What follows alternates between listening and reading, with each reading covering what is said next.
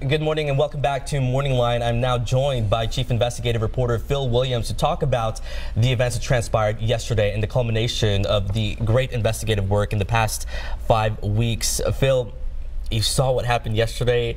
It's kind of been the next day now. Is it kind of weird to accept that Megan Barry, just within a few hours, is no longer the mayor? Yeah, you know, when we first began asking questions, the interview with her was 5 weeks ago today. We started asking questions actually 5 days before that, you know, before she came out with her admission. Honestly, when I did the interview 5 weeks ago today, I was not thinking it would lead to her resignation. I mean, she really tried to get out in front of it, apologize, and try to move forward. You know, I certainly did not have a crystal ball that saw what happened yesterday. And you were also very clear from the get-go. I know people threw out the term political witch hunt out there. This was not about the affair itself or the scandal surrounding this. This was about the taxpayer money and how that was influenced because of this affair. Yeah, exactly. My initial public records requests, you know, did not ask anything about the affair. You know, my requests were for the overtime records, the travel records. You know, certainly we asked for communications between her and Sergeant Forrest because of, you know, the information I had that there was an affair. But our focus was solely on the use of taxpayer money for this relationship. If I had heard that the mayor was having an affair with, you know, someone who was not a city employee, we just don't get into who is sleeping with whom unless it involves taxpayer money. Which essentially, with that charge, meaning she did steal from the taxpayer money. I want to get to the lines now. I know a lot of people have been waiting. Mary Lee, are you still on? And what's your question? Yes, did you say Melanie? Yes, Mary Lee. Yes, hi. Hi. Okay, I would just like to say that it was a sad day in Nashville, for Nashville, but it was an even sadder day for Megan Barry. You know, I mean, that's her life that went across the screens, and that's what she has to wake up to, and I'm sure is grieving today. But I will say that misappropriation of funds, if there is an investigative team and they stem back further than Megan Barry, they will find that a lot of funds have been misappropriated.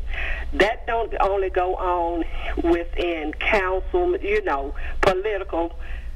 There's companies that do that. I've been in the midst of dinners, travels. People take money like that all the time, and it comes from people doing it beforehand, and they don't think anything of it. They don't look at it like they are stealing. It's just the protocol, the way that things have been done.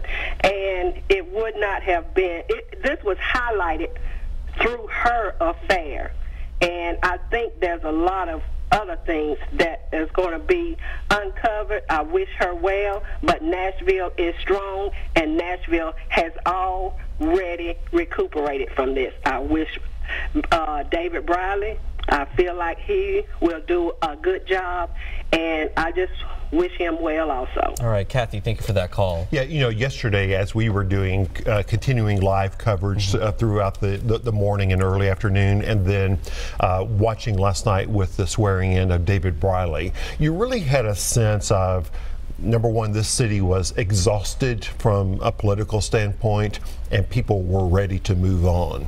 So when she says, you know, Nashville has recovered, I think to some degree the swearing in of David Briley marked a turning point. It marked a point where the city said, okay, we're ready to put this behind us. And she used the term sad. That is one word I kept hearing from council members as well throughout the day yesterday. Let's get back to the lines. Lucy, thank you for calling. What's your question? Hey, yeah, I just want to say, first off, I agree with everything your last caller just said, every bit of it. And I want to point out that I am actually a taxpayer taxpayer here in Davidson County. I actually live here.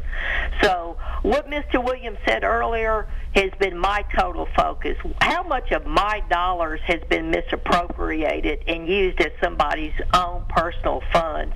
That's been my major thing, period.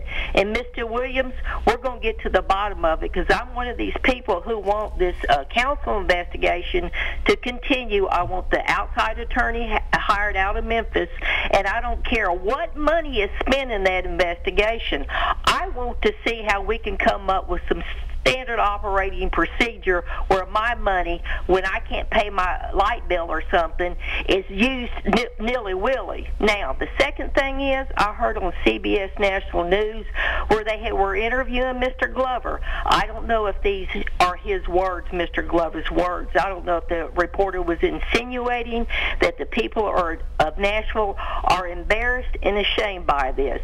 And my response to that is all BS. Nashville's an old riverboat town. We go back over 100 years with nastiness and scandal and sexual stuff and gambling and illegal and immoral and everything else. So this is nothing new to us. This is why we are so different. We understand the human nature. But Mr. Glover, I agree with a lot of the things that he puts out in the council. I agree with his policies. But this, in the end, is all about the dollar, and if people were worried about our image, the taxpayers would have never paid for the show Nashville, which was embarrassing and a shame for me. I'll hang up now, y'all. Bye-bye. Lucy, thank you. And she mentioned the Metro Council Committee that is going to continue to some degree with this investigation. The attorney who is the lead attorney with the Memphis law firm is someone I know personally, Mike Cody, former Tennessee Attorney General. He really spearheaded a corruption investigation from reporting that I did in my days as a newspaper reporter. He is just an expert in government ethics, and so I have great confidence in Mike Cody and his ability to help the Metro Council kind of figure out how to come out of this scandal. I want to clear this up because some people asked this earlier. The difference between the restitution cost of $45,000 with Forrest and Barry's $11,000, how it came to that, and then the terms of the probation itself. Sure. Yeah. I guess let's start with the restitution. As part of her plea agreement, Mayor Barry, or former Mayor Barry, had to pay $11,000 in a restitution. We got a little clarification late yesterday afternoon from District Attorney General Glenn Funk's office, and essentially they said the $11,000 was to repay for the travel that the mayor and her bodyguard took during their affair. So that was travel costs. For former Sergeant Rob Forrest, he will be required to repay $45,000, and that's based on the overtime that he earned. According to the DA's office, that was what they considered to be a good estimate of how much he charged overtime. Apparently, all of the members of the mayor's security detail had a percentage increase in their overtime because she was just used security more. They looked at comparing his percentage increase to the other members of the security detail, and whatever was over that percentage that everyone got was the $45,000, and that's how they came up with that number. Now, the terms of the deal are they get what's called judicial diversion, meaning it was a conditional guilty plea. They conditionally pled guilty to these felonies, but again, that's a nuance we were talking about yesterday that a lot of people were missing. They were not out and out pleading guilty to felonies, so we cannot say that they are convicted felons, because if they behave themselves after 3 years of probation, it will be as if these guilty pleas never happened, and they'll be wiped from the record. In addition, Sergeant Forrest has an interesting clause in his guilty plea agreement, in his plea agreement, where he will be able to carry a gun for the next 3 years, even though he pleaded, conditionally pleaded guilty to a felony. And the argument is, as a former police officer, his best hope of gainful employment is to work security. which he would carry a gun for if he's doing armed security, and the argument was that this will help him repay taxpayers. Wow. All right, let's get back to the lines. Hey, Randy, thanks for holding. What's your question? Yes, thanks for taking my call. I, too, like some of the previous callers, would like to commend the media on their role in reporting of this. I've got two questions that are a little bit different in nature.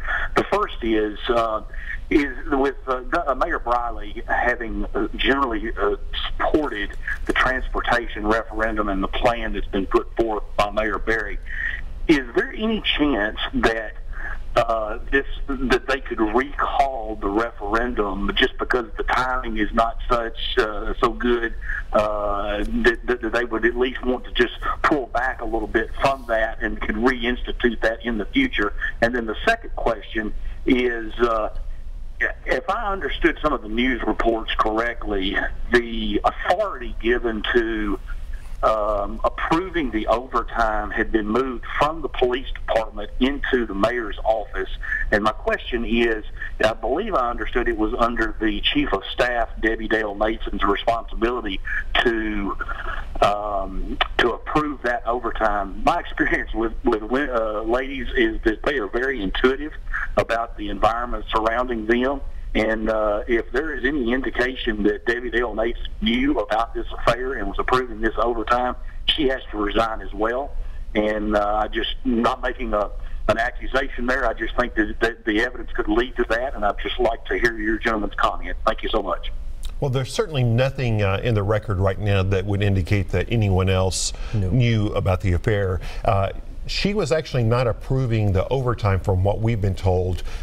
Sergeant Forrest's supervisor was approving, police department supervisor was approving the overtime, and I was told from the Metro Police Department that they assumed that if the mayor says she needed her security detail, then that security detail was putting in the hours.